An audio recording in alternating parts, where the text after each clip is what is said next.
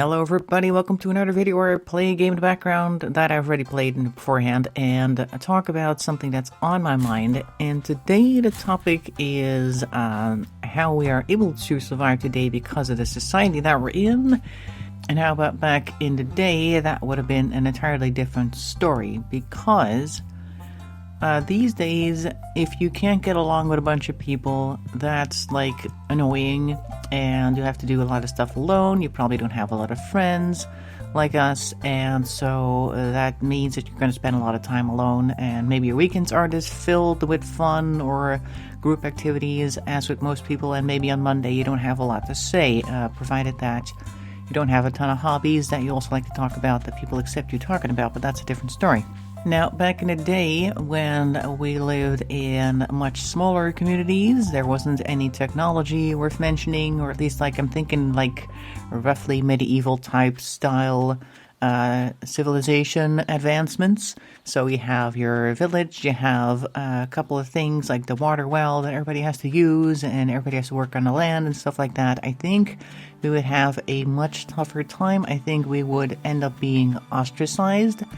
And I think that we would have been the herb ladies that live in the forest. We would have been the crazy hermits down the road that live in an old abandoned shack or something, because so much on how you, what your position is in society depends on how other people feel about you and how you make other people feel.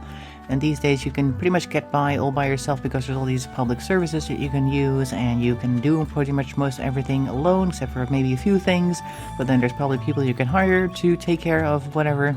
But back then, of course, you had to rely on the people that you were with, your family initially. Your family may have tolerated you for a while because, of course, you grow up with them and they know what you're like.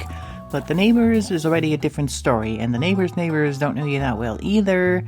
And unless you're lucky where people kind of get you or just accept that you're different and don't really think much of it, you're probably going to be in trouble, because the way people feel about you doesn't have much to do with you in particular. It's mostly on how relatable they feel you are. And it's kind of funny because a couple of years ago I heard about this research that they did. A couple of scientists made a virtual island, and they put a bunch of people on there, and some of them were like hard workers, some of them spent most of their time talking, and a bunch of other people were kind of in between. And the scientists initially assumed that the people that were just kind of chatting most of the time instead of working would eventually get kicked off the island first, because they had like a Robinson style setting, I guess. But they found that the opposite was true. It's not the hard workers that got to stay. It's the people that spend a lot of time socializing, because the people that they were talking to felt good about them because they made them happy. They always had fun things to talk about, or whatever it is they were talking about. Either way, they felt positive towards those people, whereas the other people that were working hard probably spent much less time socializing. Therefore, the people around them weren't all that familiar with them, maybe didn't even like them because they didn't quite talk to them as much as they would have liked, and so they were kicked off first.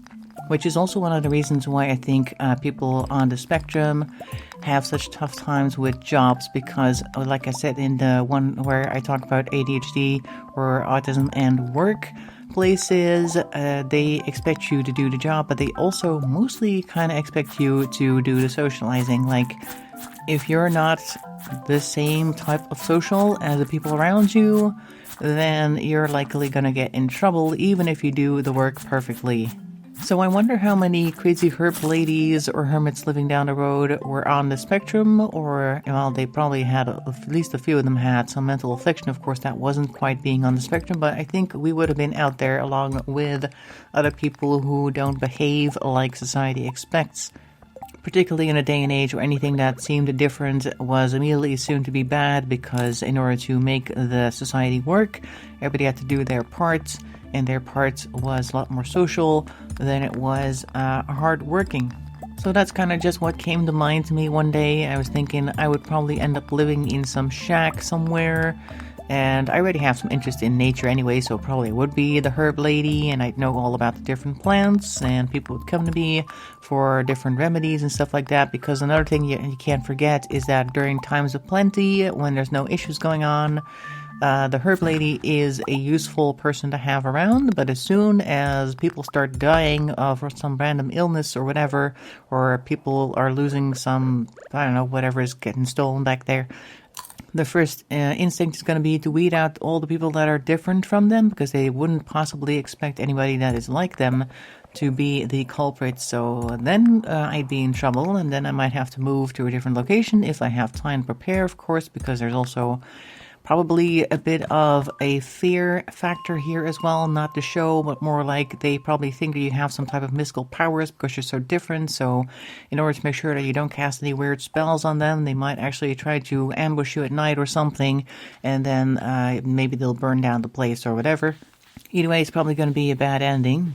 So in that respect, I am glad that we are living in the current day and age, which also allows us to find other people that are like us so we can make our own little social groups, because it's not like we're totally isolated. We have the option to go online, which is where a lot of us like to be, and find people that are like us that we can maybe socialize with, and ideally also meet up with in real life. At least I would like a little group of people that are just like me, that also understand me, that I understand them, that we understand our limitations and stuff like that.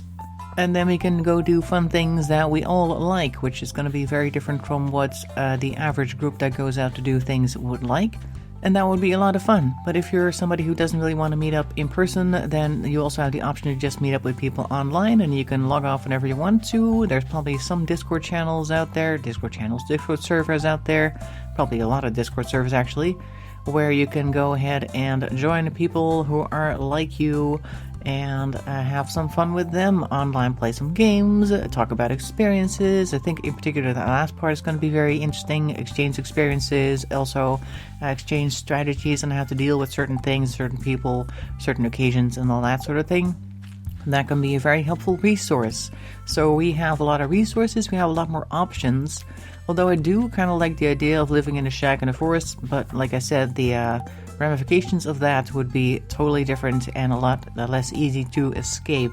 So that's my thought about that matter. My dog is staring at me because she wants to go for a walk, so I'm going to go ahead and do that. Let me know in the comment section below how you feel about this topic. Where would you be living in a medieval type setting or that type of day and age? Be interested to hear that, and hope to see you in another video. Thanks for watching, and bye bye for now.